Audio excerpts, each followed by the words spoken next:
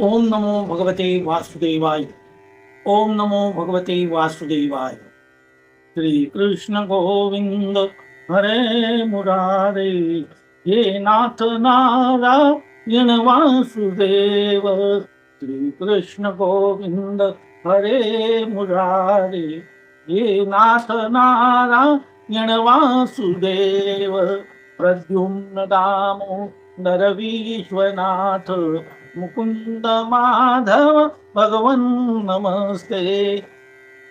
श्री कृष्ण गोविंद हरे मुरारे, हे नाथ नारायण वासुदेव। भगवान श्री गोपाल कृष्ण महाराज की जय। पार्वती पते हर हर महादेव। संत सज्जन हो, आपण मागच्या भागामध्ये ध्रुवाची कथा ऐकली। ध्रुवाने अढळपद मिळवलं, 36 सहस्र वर्ष राज्य केलं। त्यानंतर त्याचा पुत्र जो विलेपासून झालेला होता, वायूची कन्या इला, तिच्यापासून जो पुत्र झाला होता उत्कल, त्याला त्याने राज्य सोपवलं आणि तो आपल्या परमार्थ साधण्यासाठी ग्रहत्याग करून निघून गेला। पुढे त्याला अखंड असं ते अढळपदाची प्राप्ती झाली। त्याच्या भोवती सप्तर्षी सहित सर्व तारांगण प्रदक्षिणा रोज घालत असतात। उत्तरेकडे तो अजूनही आपल्याला प्रेरणा देत असतो। इथपर्यंत आपण ही कथा ऐकली। आता यापुढे आपण जी कथा ऐकणार आहोत ती सुद्धा ध्रुवाच्या वंशातल्याच अशा राजांची कथा आहे। ध्रुवाच्या वंशामध्ये पुढे विस्तार होत गेला आणि त्याच्या वंशामध्येच अंग नावाचा राजा झाला। या अंगाची कथा इथे आपण सुरू करणार आहोत। परंतु त्याआधी आपण एक विचार वेगळा करणार आहोत की भगवंतांनी ही सर्व सृष्टी निर्माण केलेली आहे, याच्यात वाद नाही। ब्रह्मदेवाला या सृष्टीची निर्मिती करायला भगवंताने सांगितलं। ब्रह्मदेवाने त्यासाठी अनेकांचं साह्य घेऊन अनेकांची निर्मिती करून सृष्टी निर्माण केली। परंतु ब्रह्मदेवाने जी सृष्टी निर्माण केली त्याच्यामध्ये प्रारंभी सनगादिक झाले, नारद झाले, ऋभू नावाचे ऋषी झाले, हंस, आरुणी, यती इत्यादी ऋषी निर्माण झाले आणि त्यानंतर मनु आणि शत्रुपा यांचीही जोडी निर्माण झाली। त्या जोडीने या सृष्टीची पुन्हा त्याच्यामध्ये वाढ केली। परंतु प्रारंभीच्या या ऋषींनी किंवा जे प्रारंभी निर्माण झालेले होते त्यांनी सृष्टीच्या विस्तारामध्ये फार लक्ष दिलेलं नव्हतं। आता विधाता म्हणजे ब्रह्मदेव हा याला एखादी गोष्ट निर्माण करायला सांगितली तर विधात्याने चांगलं आणि वाईट हे दोघेही निर्माण केले। चांगल्या आणि वाईटाचा निर्माता तो विधाताच आहे। आता या विधात्याची दुसरी बाजू ऐकली पाहिजे। ती विधात्याची एक वाईट अशी निर्मिती आहे। याच्यामध्ये रामचरितमानस मध्ये त्याचा उल्लेख केलेला आहे। विधात्याच्या पाठीच्या अंधारापासून अधर्म नावाचा एक पुत्र निर्माण झाला। अधर्म हा सुद्धा विधात्याचा पुत्र आहे। त्याला मृषा नावाची पत्नी होती। मृषा म्हणजे खोटारडी, खोटेपणा।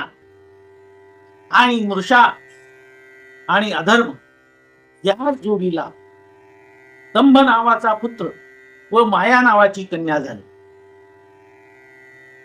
म्हणजे अधर्माला जी जोडीचे पुत्र निर्माण झाले तो म्हणजे दंभ आणि माया नावाचे। दंभ म्हणजे बळीजावपणा, अवडंबर, जे मुळात नसतं ते दाखवणे, त्याला दंभ असं म्हणतात। त्यानंतर दंभ आणि मायेपासून लोभ आणि शठता, शठपणा किंवा याला लबाडी असं सुद्धा म्हणतात। दंभ आणि लोभ यांची संतती आहे। शठता यांचा जन्म झाला दंभ आणि मायेपासून, अशी ही थोडक्यात म्हणजे हा एक अनाचार निर्माण करणारा अशी ही परंपरा निर्माण झाली. लोभ आणि शकता यांच्यापासून जे निर्माण झाले क्रोध आणि हिंसा यांची उत्पत्ती झाली. क्रोध आणि हिंसेपासून कली आणि दुरुक्ती म्हणजेच शिवीगाळ करणे. एकदा कलह सुरू झाला, भांडण सुरू झाले, तर लोक काही वेदमंत्र म्हणत नाही किंवा चांगले शब्द उच्चारत नाही, तर तिथे शिव्यांची लाखोली वाहिली जाते. कारण कली आणि दुरुक्ती यांची ही जोडी आहे. कली आणि दुरुक्तीपासून भीती आणि मृत्यू हे जन्माला आले. भीती आणि मृत्यू याच्यापासून जे उत्पन्न झाले ते म्हणजे यातना आणि नरक. अनेक यातना भोगावे लागतात आणि यातना भोगल्यानंतर शेवटी कर्मगतीने तो मनुष्य नरकात जातो, अशी ही परंपरा आहे. या कथा विदुराला मैत्रेय सांगताय. विदुर आश्चर्यचकित होत आहे. असं कसं आहे? आपण व्यवहारामध्ये जर पाहिलं तर आपल्या घरामध्ये आपण वाईट वस्तू आणत नाहीत, आणू तो चांगल्याच. उलट वाईट वस्तू असेल तर फेकून देऊ, हे आपल्या रोजच्या व्यवहारात आहे. असं कधी कोणी म्हटलंय का की एखादी वाईट वस्तू आपण आपल्या घरी घेऊन जा? नाही. परंतु जर घर असेल, आपण दुसऱ्या बाजूने विचार केला, घर असेल तर काही ज्या आपल्या उपयोगात म्हणजे आपल्या सेवनात नसल्या तरी सुद्धा त्या वस्तू आपण आणतोच. उदाहरणार्थ फिनाईल आहे, हे अलाउड आहे, हे आहे. काही वेळेस पाणीचं उंदराचं यासाठी विष आणलं जातं, हे घरात आहे. त्याचा उपयोग आपण त्या कीटकांच्या नाशनासाठी करत असो, तो भाग वेगळा. परंतु या घरात वस्तू असतात, या वस्तू घरात असतात. तसं ह्या सृष्टीरूपी घर आहे, हे विश्वची माझे घर असं ज्याचं वर्णन केलं जातं. या विश्वरूपी घरामध्ये या चांगल्या आणि वाईट वस्तू असतात. तिथे वर्णन या रामचरितमानस मध्ये सुंदर केलेलं आहे. 5व्या दोहाच्या याला बालखंडामध्ये भले उपोच सब विधी विद भजई पोच सब विधी उपजाए कनि गुण दोष भेद बिल गाए कहीं वेद इतिहास पुराना विधि प्रपंच गुण अवगुण साना. वेद इतिहास आणि पुराणात वर्णन केलेलं आहे. या ब्रह्मदेवाने निर्माण केलेला हा विधिरूप किंवा विश्वरूप प्रपंच आहे. याच्यात गुण आणि अवगुण या दोघांचाही समावेश आहे. दुःख सुख पाप पुण्य दिन राती साधु असाधु सुजाती कुजाती. सुख दुःख पाप पुण्य दिवस रात्र. साधू डोंगी लबाड, उत्तम कुलातले हलक्या कुलातले, हे सर्व त्या ब्रह्मदेवाने निर्माण केले, त्या विधात्याने निर्माण केलेले.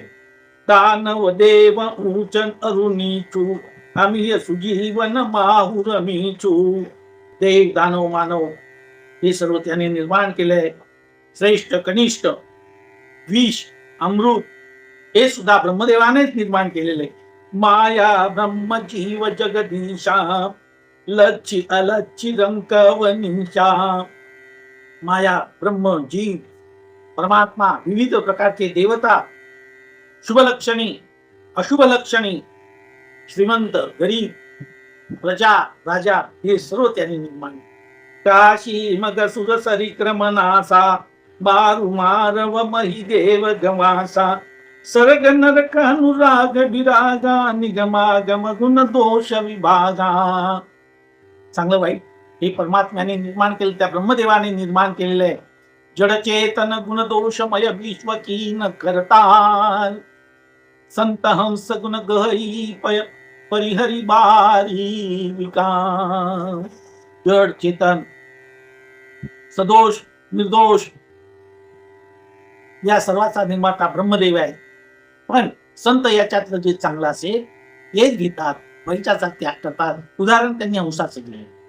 हंस हा पाणी आणि दूध एकत्र असेल तर त्याच्यातून फक्त दूध शोषून घेतो आणि पाण्याचा त्याग करतो. तेव्हा ही सर्व सृष्टी त्या ब्रह्मदेवाने निर्माण केलेली आहे. ही त्याच्या पाठी मागून निघालेल्या अंधाराची ही परंपरा आहे. ही परंपरा पुढे त्या परंपरेचं काय झालं ते आपण पाहणार आहोत. विदुराला हे सगळं मैत्रेय समजावत आहेत. आश्चर्य वाटू देऊ नको. सर्व ईश्वराचं निर्माता याचा आहे. आता अशा या ध्रुवाच्या वंशामध्ये अंग नावाचा राजा झाला आणि त्यानंतर तो झालेला आहे.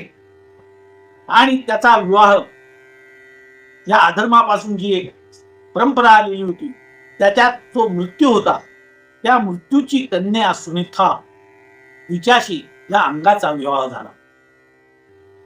आणि सुनीतेला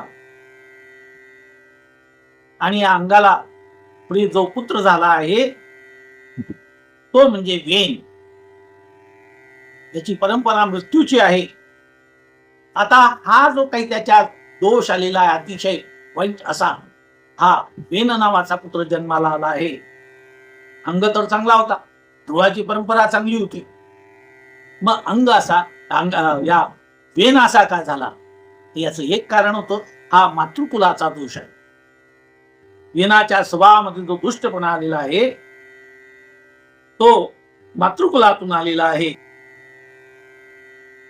याचं कारण असं होतं, अजून आपण थोडा विचार करणार आहोत. अंगराजाला अनेक वर्ष पुत्र संतान नव्हतं. तो यज्ञ करायचा, यज्ञ होत होते, परंतु यज्ञामध्ये ज्या विविध देवता असतात त्या देवता मात्र हविर्भाग घेत नसत. यज्ञ व्हायचा, देवता हविर्भाग घेत नव्हत्या, त्यांचा वाटा घेत नव्हत्या.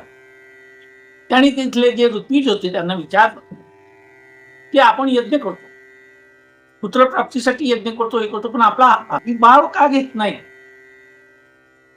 तेव्हा त्या ऋषीमुनींनी सांगितलं, राजा तुला विष्णू यज्ञ करावा लागेल आणि विष्णू यज्ञ केल्यानंतर कदाचित तुला पुत्रप्राप्ती होऊ शकेल. त्याप्रमाणे विष्णू यज्ञ करण्यात आला. विष्णू यज्ञातून एक पुरुष, दिव्य पुरुष प्रकट झाला. त्याच्या हातामध्ये सुवर्णाची एक भांड होतं. त्या भांड्यामध्ये खिरीचा प्रसाद होता, ज्याला पायस असं म्हणतो. ते घेतलं, राजा हे पायस आणि हे तुझ्या पत्नीला दे. ते पायस घेतलं, तो प्रसाद राणीने भक्षण केला आणि अंग आणि सुनिता यांना जो पुत्र झाला आहे तोच हा वेन आहे. हा मुळाचा दुष्ट स्वभाव असतो, कारण याची मातृकुलाची परंपरा अधर्मापासून सुरू झाली. म्हणून एक लक्षात घ्या, आपल्याकडे लग्नांमध्ये मामाला उभं केलं जातं. नवरदेवाचे मामा आणि नवरीचे मामा यांचं काय काम आहे तर हे नवरदेवाचा मामा त्याच्या मातृकुलाचं प्रतिनिधित्व करतो आणि नवरीचा मामा तिच्या मातृकुलाचं प्रतिनिधित्व करतो. आणि हे दोन संबंध लोकांच्या डोळ्यासमोर आहे, पण यांची मातृकुल काय आहे याचा परिचय जनतेला, लोकांना व्हावा म्हणून मामांना उभं केलं जातं की हे कोणत्या घराण्यातले, कोणत्या परंपरेतले आहेत याची जाणीव होण्यासाठी तिथे मातृकुलाचा परिचय सगळ्यांना व्हावा यासाठी तिथे मामांना उभं केलं जातं. वेनचा हा जो काही मातृकुलाचा प्रभाव होता येतोच, निश्चितपणे येतो. काही गुण आल्याशिवाय राहत नाही. चांगले गुण असेल तेही येतात, वाईट गुण आले तेही येतात. वेन मोठा झाला, त्याने सर्व प्रजाला छळायला सुरुवात केली. तो लहान होता तेव्हा बरोबरीच्या मुलांना पटकून पटकून मारत असे, खुड्या करत असे, अनेकांना त्रास देत असे. आणि त्यामुळे राजा अत्यंत दुःखी होतो. जगातलं सर्वात मोठं दुःख म्हणजे वाईट संतती निर्माण होणं. याच्या एवढं जगात कोणतंही दुःख नाही. धनधान्य गेलं त्याचं काही फार वाटत नाही माणसाला, परंतु कुळकन्या पुत्र होती जे सात्विक, दयाचा हरिक वाटे दे. सत्वशील मुलं जन्माला येणं हे मोठं भाग्याचं आणि पुण्याचं लक्षण आहे. महात्मा गांधींनी सांगितलं होतं, मुले हीच राष्ट्राची खरी संपत्ती आहे. ही गोष्ट खरी आहे. राष्ट्राची नव्हे तर आपल्या कुटुंबाची आणि कुलाचीही संपत्ती असते. याचे रक्षण होतं, कुलाचा उद्धार होतो, कुलाचं नाम होतं, की त्यालाही समाधान वाटतं. अंग मात्र या सुखापासून वंचित होता. याने आपल्या कर्तृत्वाने सर्व राज्यामध्ये धुमाकूळ निर्माण केला. शेवटी अंग कंटाळला आणि एक दिवशी कोणालाही न सांगता अंग राजा निघून गेला, वनात निघून गेला. आता अंग नाही म्हणजे या राज्याला राजा राहिला नाही, प्रजेला राजा नाही. आता राजाविना प्रजा म्हणजे एकदम ज्याला बेबंदशाही म्हणतात, अंधाधुंदीचा कारभार निर्माण झाला. ऋषी मंडळींनी ठरवलं की आता काय करायचं. राज्याला राजा असावा, कारण राजा नसेल तर वचक कोणावरही राहणार नाही. आणि त्याच्या भृगु ऋषींनी सांगितलं की वेद कसाही असला तरी शेवटी तो अंगाचा पुत्र आहे, त्यामुळे त्यालाच राजा करावं. कारण अंगाने जाताना त्याला राजगादीवर बसून गेलेला नव्हता. कारण जे होईल ते होईल, आपल्या पाठीमागे काही होईल या विचाराने तो निघून गेलेला होता. आणि म्हणून ऋषींना हा प्रश्न पडला. इतर मंत्री म्हणू लागले, समजा वेणला राजा केला आणि त्याने अत्याचार सुरू केला, तो आत्ताच आपल्याकडून आवरला जात नाही, तर पुढे काय? ज्याची अधर्माची परंपरा आहे, संपूर्ण धर्माचा नाश करील, त्याला राजा करून कसं चालणार? परंतु सुनीता ही जी वेणची माता होती, तिने आपला पुत्र राज्यावर बसावा याचा आग्रह धरला आणि नाईलाजाने का होईना वेणला राजा करावं लागलं. आता राज्यात जर लबाड असेल, राज्यात जर खोटारडा असेल, मोठी परंपरा त्याच्या ठिकाणी असेल, तर बाकीच्या चोर लुटेरू वगैरे यांचं काय? रोज बेईमानी असेल, लोकांना त्रास देणारा असेल, आणि राजा आणि यांचं थोडक्यात म्हणजे गुंडांचं राज्य, यांची हातमिळवणी होती, यांच्या सख्य होतं आणि यांच्यामध्ये जनतेमध्ये याच्या विरुद्ध असंतोषाची लाट सुरू होते. जनता होरपळून निघते, जनता या त्रासाला कंटाळते. तो राजा झाल्यावर संपूर्ण सत्ता त्याच्या हातात आली, अनियंत्रित राजेशाही सुरू झाली. त्याने राज्यातल्या सत्पुरुषांचा अपमान करायला सुरुवात केली. आपल्यापेक्षा कोणीही मोठा नाही असा त्याने फतवा काढला. ब्राह्मणांना सक्ती केली, कुणी होम हवन करायचं नाही, दान धर्म करायचा नाही, आणि जे काही करायचं असेल पूजापाठ, दान धर्म, होम हवन, तर फक्त माझ्यासाठी केले पाहिजे. ऋषीमुनींना प्रश्न पडला की अरे, आपण राज्याला राजा असावा यासाठी वेणला बसवला, जबाबदारी आली, पण हा काही नीट वळणावर आला नाही, हा काही राज्य चांगलं चालू शकत नाही. एखादं मोठं लाकूड असावं आणि त्या लाकडाला दोघी टोकाने पेटून द्यावं, आणि आतमधले जे काही कीटक असतील किंवा त्याच्यावर असलेल्या मुंगे कीटक काही मुंग्या असतील, इकडे गेलं तरी आग आहे आणि इकडे गेलं तरी आग आहे, कुठे जात? इकडे चोर दरोडेखोर आणि इकडे राजा लुटार. अशी सर्वसामान्य जनतेची समजूत झाली. सामान्य जनता कंटाळली. आपण जो उपाय योजला होता तो उपायच अपाय ठरलेला आहे. राज्याचा संरक्षण राजा करेल म्हणून आपण वेणला बसवलं, हा आता शहाणा होईल, जबाबदारी सांभाळेल, परंतु ती काही त्यांनी जबाबदारी स्वीकारली नाही. शेवटी चला सांगेन युक्तीच्या गोष्टी चार, अशा पद्धतीने सर्व महान ऋषी मंडळी जमली आणि राजा वेनकडे चला आपण त्याला काहीतरी शिकवूया, नीती धर्म शिकवूया. नीती धर्माच्या गोष्टी सांगितल्या, त्याला राजधर्म सांगितले, राजाचा धर्म काय असतो ते सांगितले, राजाची आचारसंहिता सांगितली, राजाने कसं वागलं, प्रजेचं पालन कसं पुत्रवत केलं पाहिजे. भगवंताच्याही सामर्थ्याविषयी वर्णन केलं. उपासना, तप, धर्म, यज्ञयाग हे राज्यात करणं किती आवश्यक आहे. हे पुण्यकर्म आपल्या राज्यात थांबलेलं आहे. राजा असं करू नको, अधर्माने वागू नको. पण राजा वेन ऐकतो थोडा. त्याने हे सर्व धुडकावून लावलं. जसा दुर्योधनाने महाभारताच्या त्या सभेमध्ये सर्वांचेच जे काही विचार होते ते धुडकावून लावले. तो कोणाचाही ऐकत नव्हता. मनमानी असा कारभार त्यांनी सुरू केला होता आणि शेवटी झाला तो नाश. तशीच परिस्थिती इथे निर्माण झाली. तेव्हा तो ईश्वरी राज्य सत्ता का सिद्धांत म्हणून एक राज्यशास्त्रामध्ये एक विषय आहे. तो म्हणे हा ईश्वरी सिद्धांत आहे. बाहेर कुठेही पूजा अर्चा करू नका. राजा हाच ईश्वराचा अंश असतो. राजा म्हणजे या पृथ्वीवरचा ईश्वरच असतो. त्याचाच सन्मान झाला पाहिजे, त्यालाच हो म्हणून केलं पाहिजे. त्याला दैवी सिद्धांत किंवा ईश्वरी राजसत्तेचा सिद्धांत असं राज्यशास्त्र या विषयामध्ये म्हटलं गेलेलं आहे.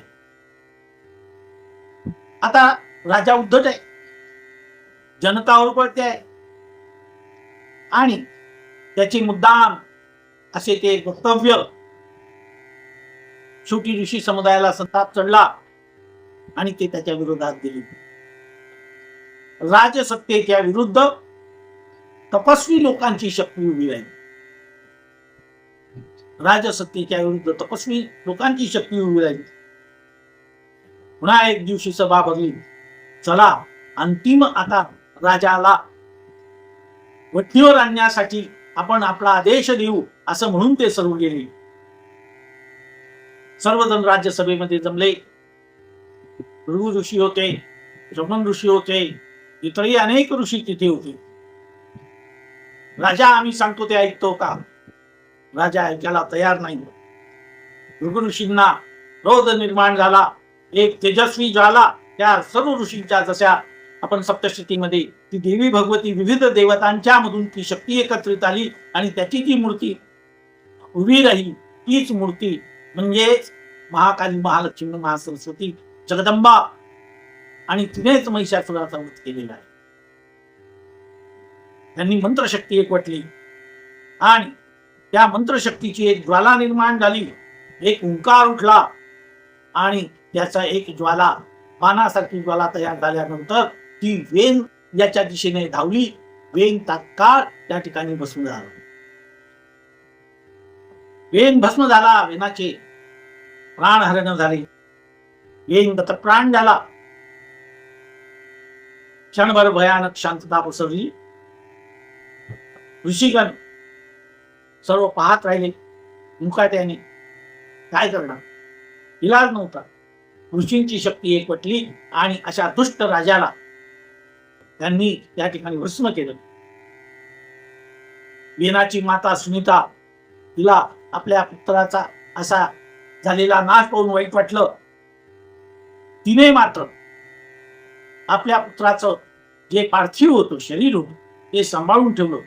कारण दुसरा राजा जोपर्यंत त्या राजसिंहासनावर बसत नाही तोपर्यंत आधीच्या राजाचं जो देह आहे, पार्थिव आहे, ते नष्ट करता येत नाही. म्हणून त्याचा पार्थिव जतन करायला त्यांनी सुरुवात केली. राजा दशरथाच्या वेळेस असं झालं होतं की राम वनवासात निघाले. लक्ष्मणही त्यांच्याबरोबर होते. भरत आणि शत्रुघ्न मामाच्या गृही गेलेली होती आजोळी. दशरथ राजाचा मृत्यू झाला तेव्हा त्याचं पार्थिव तेलामध्ये ठेवलेलं वशिष्ठांच्या सूचनेप्रमाणे. कारण कोणीतरी त्या राज्यावर बसलं पाहिजे, त्याप्रमाणे याचंही पार्थिव सांभाळून ठेवलं. परंतु ते मृत शरीर रक्षण करून राज्याचं थोडी कारभार चालणार आहे. राजा ही प्रजा बेछूट होऊ लागला. राजाच नाही, नुसतं त्याचं पार्थिव शरीर आहे. त्या पार्थिव शरीराचा काय उपयोग? दुष्ट लोकांनी पुन्हा आपलं डोकं वरती काढलं, गुंडांचं राज्य सुरू झालं, गुंडांचा धुमाकूळ सुरू झाला आणि सर्वत्र असुरक्षिततेचं वातावरण निर्माण झालं. ऋषींना पुन्हा चिंता पडली, आता काय करावं?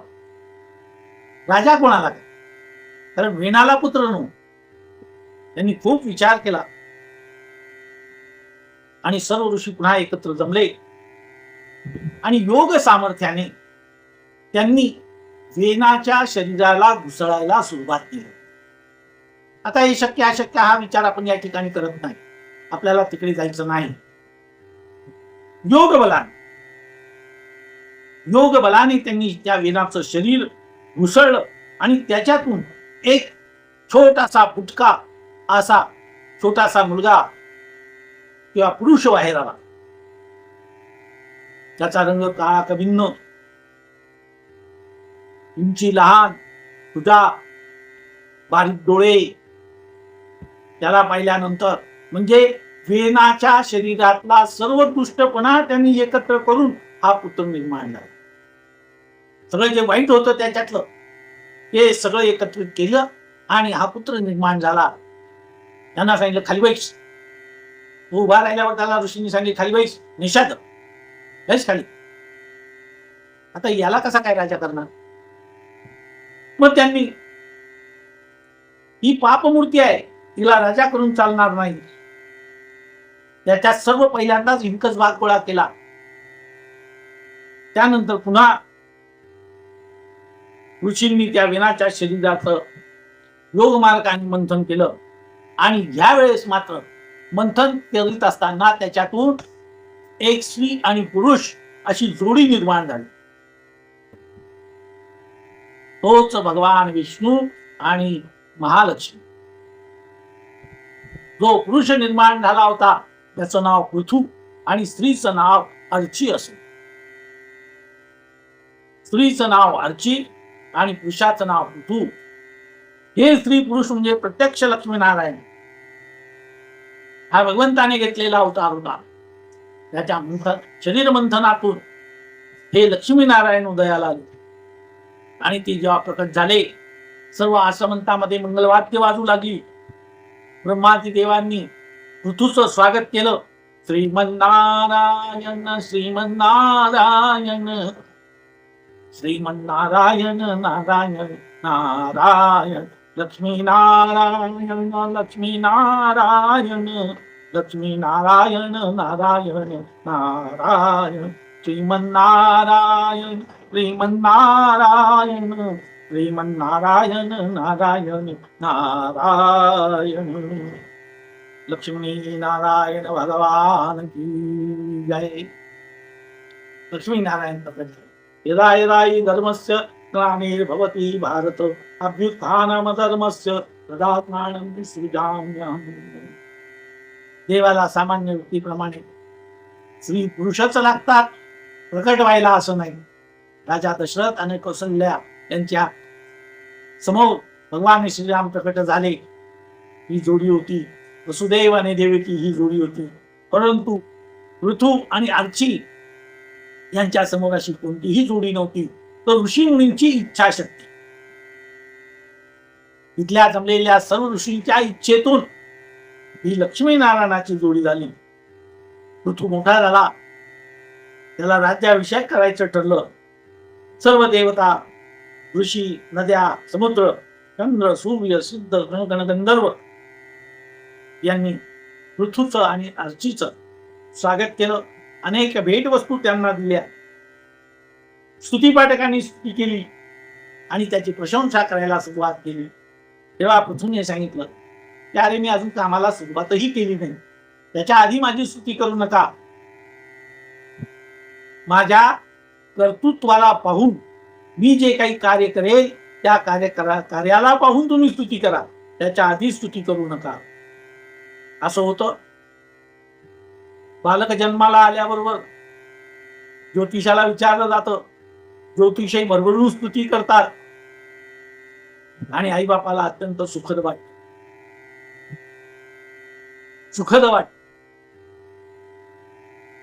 हा शस्त्राचा वापर करेल, अमुक वापर करेल, लोकांच्या शरीरात शस्त्र खुपसेल असं सांगितलं किंवा असं असलं तरी ज्योतिष सांगतात तो उत्तम डॉक्टर होईल, उत्तम सर्जरी करेल, ऑपरेशन यशस्वी करेल, अनेक लोकांना जीवदान देईल. कारण ऑपरेशन करतानाही शस्त्राचा वापर करावा लागतो, भूल द्यावी लागते. हे सर्व हा करता आई वडील माता पित्यांना अत्यंत आनंद होतो. तेव्हा कोणता ज्योतिषी सांगत नाही की हा खुनी होईल, हा चोर होईल, हा लोकांना भुलवेल, असं मात्र सांगितलं जात नाही. कारण ते कटू असतं, कटू कोणालाही ऐकायला आवडत. म्हणून पृथू सांगताय की आताच माझी स्तुती करू नका, माझं काम पहा, मी काय काय करतो ते पहा, आणि त्याच्यानंतर तुम्ही या माझ्या स्तुतीला मी जर पात्र असेल तर तसं करा. मैत्रीय कथा सांगतात आहे. आणि पृथ्वी जेव्हा राज्यावर बसला तेव्हा पृथ्वी ही सत्वहीन झाली, पृथ्वी ही अन्नधान्य विरहित झाली. पृथ्वीवर लोकांना खायला नव्हतं, कुठलंही सत्व उरलेलं नव्हतं. आणि राज्यातले प्रजाजन सर्व पृथ्वीकडे गेले, आपली गाराणी त्याच्या पुढे मांडली आणि आपली दशा निवेदन केली की महाराज, या जमिनीतून या पृथ्वीतून काहीही उत्पन्न निघत नाही, कसं करा. आमची उपासमार होते, तिथे भूकबळी पडताय. राजा पृथू याच्याविषयी त्याने विचार सुरू केला, मनोमन ध्यान लावलं आणि त्याने पाहिलं दुष्काळाचं कारण काय आहे. हा राजा विष्णूचाच अवतार, विष्णूचाच अंश होता. तेव्हा त्याच्या असं लक्षात आलं की पृथ्वीनेच आपलं धनधान्य आपल्या पोटामध्ये लपवून ठेवलं, या पृथ्वीनेच हे लपवून ठेवलेलं, ती प्रकट करत नव्हती. आता त्याने म्हणजे अपराधी कोण आहे, पृथ्वीच. म्हणून तो म्हणतो की मी आता या पृथ्वीलाच वठणीवर आणतो. आणि रागाने त्यांनी धनुष्यबाण उचललं आणि पृथ्वीवर सज्ज केलं, पृथ्वीवर सरसंधान साधलं.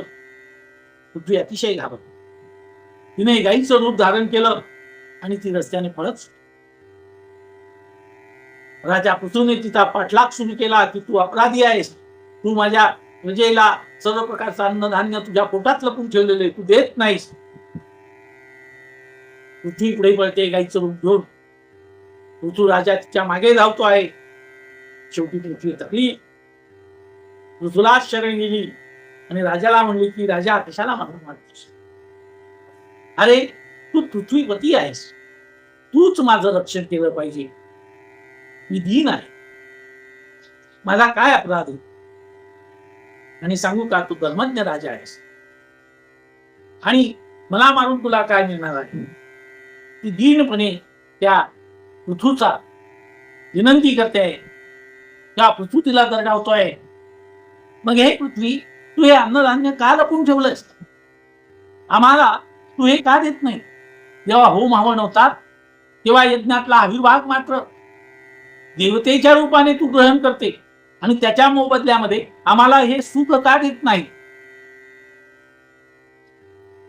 आणि मी तुला या ठिकाणी शिक्षा का करणार, तर मी राजा आहे, राजाने प्रजेचं रक्षण केलं पाहिजे, हे माझं कर्तव्य आहे आणि त्यासाठी मी तुला शिक्षा करताय. पृथ्वीने हात जोडले, हे भगवान विष्णू, हे पृथ्वीनारायणा, तू विष्णूचा अंश आहे.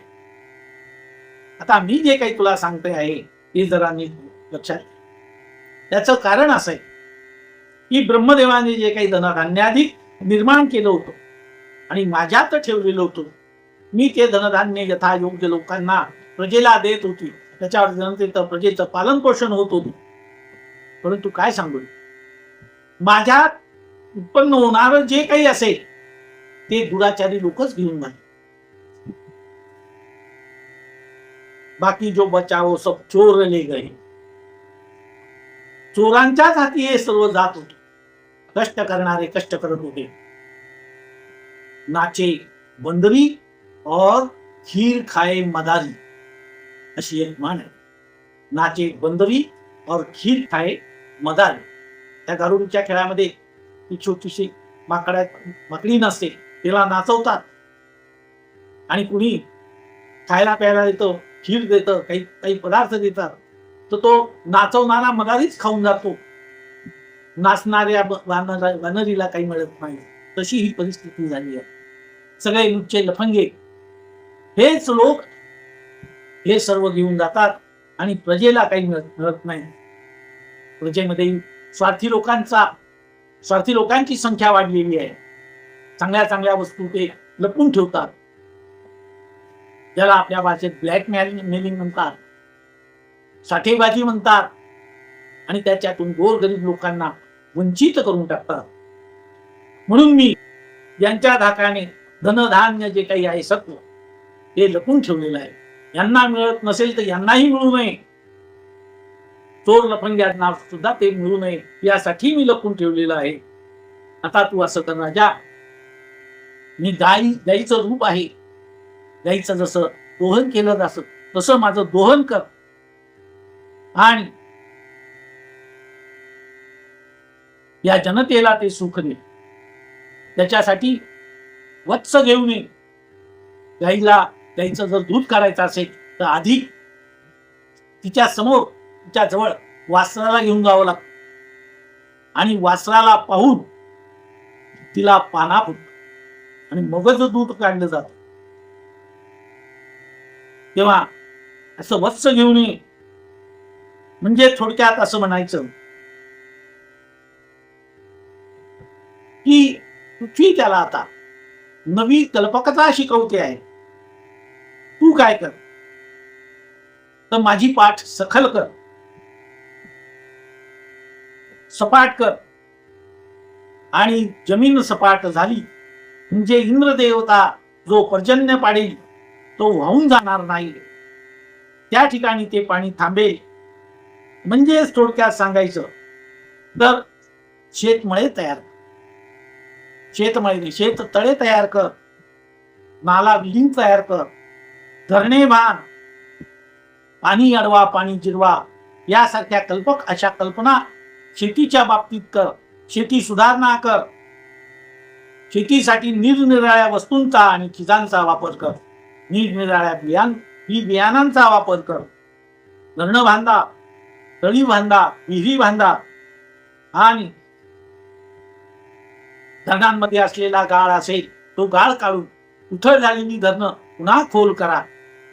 अशा प्रकारच्या सुधारणा राजा तू कर. आणि पृथ्वीच्या त्या सांगण्यातलं तथ्य पृथ्वीने ओळखलं.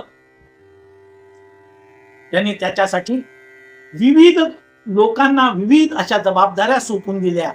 आणि ते जे विविध लोक आहेत, विविध शक्ती आहेत, ते म्हणजे त्या पृथ्वीवर असलेलं वत्स किंवा वासू. त्याने मनुला वत्स केलं, त्याच्या हातात धान्य दिलं. ऋषींनी बृहस्पतीला वत्स बनवलं. बृहस्पती म्हणजे समाजातले विद्वान ज्ञानी असे लोक, आणि त्यांच्याकडून वेदरूपी दूध काढून घेतलं. देवतांनी इंद्राला वत्स बनवलं. त्याच्या साह्याने अमृत आणि ओजस याची प्राप्ती करून घेतली. ओजस याचा अर्थ आपण असं म्हणूया विटॅमिन युक्त अन्नधान्याची निर्मिती. सत्वशील असं विविध सत्वांनी निर्माण झालेलं असे जे पौष्टिक आहार ते निर्माण केलं. असुरांनी प्रल्हादाला वत्स केले. प्रल्हाद हा असुर कुळातला होता, त्याला वत्स केलं आणि म्हणजे त्याच्या नेतृत्वाखाली मदिरा आणि अस्वांची निर्मिती केली. मदिरा या शब्दाचा अर्थ आपण औषधाच्या रूपाने घेणार आहोत, अल्कोहोलच्या रूपाने घेणार आहोत. विविध प्रकारची आंबट वास येणारी आसव असतात. कणका आसव आहे, द्राक्ष आसव आहे, हे सर्व आसवांमध्ये मोडतात. परंतु यांची जाती कुळी मात्र ही मदिरेचीच असते. अप्सरांनी विश्ववसू गंधर्वाला वत्स बनवलं आणि त्यांनी कमलरूपी पात्रामध्ये संगीत माधुर्य म्हणजे सांस्कृतिक क्षेत्र विकसित केले. त्याला कारण समाजाला सांस्कृतिक अंगही असलं पाहिजे, त्याला क्षेत्र पाहिजे, क्रीडा क्षेत्र पाहिजे. आणि हे काम या विश्वविश्रू गंधर्वाला दिलेलं आहे. त्यांनी सौंदर्य प्राप्त करून घेतलं. अशा प्रकारे अनेकांनी अनेक वस्तू या राजा पृथूला प्राप्त करून दिल्या. या सर्व वस्तू राजा पृथूने सर्वांना वाटून दिल्या. शेतीचं महत्व वाढवलं. भारतीय संस्कृतीमध्ये सर्व राजांमध्ये श्रेष्ठ राजा ज्यांनी शेतीकडे प्रारंभी जे लक्ष दिलेलं आहे, पडीत आलेली जमीन पुन्हा लागवडीखाली आणली, शेतीमध्ये नव्या नव्या कल्पना निर्माण केल्या, त्याने डोंगर फोडले, रस्ते तयार केले, खड्डे तयार केले, खड्ड्यामध्ये पाण्याचे तळे निर्माण केले, जमीन सपाट बनवली, शेती योग्य बनवली, प्रजेला जनतेला वस्ती करण्यासाठी नव्या वस्त्या निर्माण केल्या, कॉलन्या विकसित केल्या, त्यांनी नगरांची निर्मिती केली, त्याला आपण आताच्या भाषेत स्मार्ट सिटी म्हणून त्याची निर्मिती केली आहे. गाव, दुर्ग, पशुगृहे यांच्या सगळ्या रचना निर्माण केली. एक आहे शेतीकडे लक्ष दिलं तरच देश सुजलाम सुफलाम होऊ शकतो. हा देश कृषी प्रधान आहे. शेती ही हौशीने करायची नसते. शेतीला कष्ट लागतात, अपार मेहनत लागते आणि शेतीला मेहनतीची, कष्टाची, घामाची जरूर असते. मज नकोत अश्रू घाम हवा, मज नकोत अश्रू घाम हवा या नव्या युगाचा मंत्र नवा. हे नवयुग आहे. मेहनत. शेती ही केवळ इन्व्हेस्टमेंट म्हणून शेती खरेदी करू नका. आपण पाहतो ज्यांच्याजवळ पैसे होतात त्यांच्या बारा पिढ्याने कधी शेती केलेली नसते, पण तेही शेती घेतात. अडवणूक आहे ही शेती. ज्याने शेती घेतली त्याने शेतीमध्ये राबलंच पाहिजे. एखादा मनुष्य एखाद्या ऑफिसमध्ये नोकरी करत असेल तर तो आपली अपेक्षा अशी असते की तो त्या खुर्चीवर पाहिजे आणि त्या ऑफिसमध्ये बसून त्याने काम केलं पाहिजे, ही कोणाचीही अपेक्षा आहे. मग शेती असेल तर शेताचा मालक कुठेही फिरेल, दुसऱ्या कोणाकडूनही करून घेईल असं असत नाही. जो जिथे ज्या ऑफिसमध्ये असेल नोकरीला, ज्याचं त्या लिस्टमध्ये नाव असेल त्यालाच त्या ठिकाणी आपण त्याची अपेक्षा करत असतो. मग शेतीच्या बाबतीत का नको? शेतीच्या बाबतीतही असलं पाहिजे. ही इन्व्हेस्टमेंट नाही, हा नफ्याचा विषय नाही. शेती ही माय माऊली आहे, तिला काळी आई असं म्हणतात. आपण आईकडून कधी उत्पन्नाची अपेक्षा करत नाही. आईची सेवा असते, शेतीची सेवा असते. आणि हे सर्व या पृथ्वीराजाने लोकांमध्ये हा विचार प्रसृत केला. पुन्हा शेतीकडे चला, पुन्हा खेड्याकडे चला, म्हणजे शेती करा. शेती हा व्यवसाय हलका नाही. उत्तम शेती, मध्यम व्यापार आणि कनिष्ठ नोकरी असं म्हटलं जातं. पहिल्यांदा उत्तम शेती म्हणून, मध्यम व्यापार आणि कनिष्ठता म्हणजे नोकऱ्या करणं यालाच म्हटलं जातं. पृथ्वीने पुढे या आपल्या देशामध्ये, आपल्या राज्यामध्ये या सुधारणा केल्या आणि त्याने शेतीची उत्तम प्रकारे व्यवस्था केली. 100 असं यज्ञ, अश्वमेध यज्ञ करण्याचं त्यांनी ठरवलं. त्याने त्यासाठी ब्रह्मावर्त या ठिकाणी दीक्षा घेतली आणि एका मागून एक अशा यज्ञ करण्यासाठी त्याने आरंभ केला. आणि तेव्हा त्या यज्ञाच्या ठिकाणी भगवान विष्णू प्रकट झाले. सर्वच ऋषी इथे आलेले होते. पृथ्वी आता पूर्वीसारखी राहिलेली नव्हती, खडबडीत राहिली नव्हती, बरड राहिलेली नव्हती, नापीक राहिलेली नव्हती. तिचा सुजलाम सुफलाम मलयज शीतलाम सस्य श्यामलाम मातरम वंदे मातरम अशी ही पृथ्वी झालेली होती. आणि पृथ्वीचं एक स्तोत्र आहे, जय मंगलाधारे पृथ्वी. आणि या पृथ्वीने सर्वांना आशीर्वाद दिला. आपण या आपल्या कृषी क्षेत्राकडे जर मनापासून लक्ष दिलं, मनापासून जशी देवाची भक्ती करतो आणि देव जसा पावतो तसं मनापासून शेती जर केली तर निश्चितपणे शेती आपल्याला उपाशी मरू देणार नाही. एवढं लक्षात घ्या. आपण पृथ्वीला माता म्हणतो आणि तिचा जो कोणी मालक आहे तो साक्षात विष्णू भगवान आहे. विष्णू भगवंताने पृथ्वीला दर्शन दिलं दर्शन दिल्यानंतर पृथ्वीला समाधान वाटलं. त्याने नमस्कार केला. श्रीमन्नारायण श्रीमन्नारायण श्रीमन्नारायण नारायण नारायण.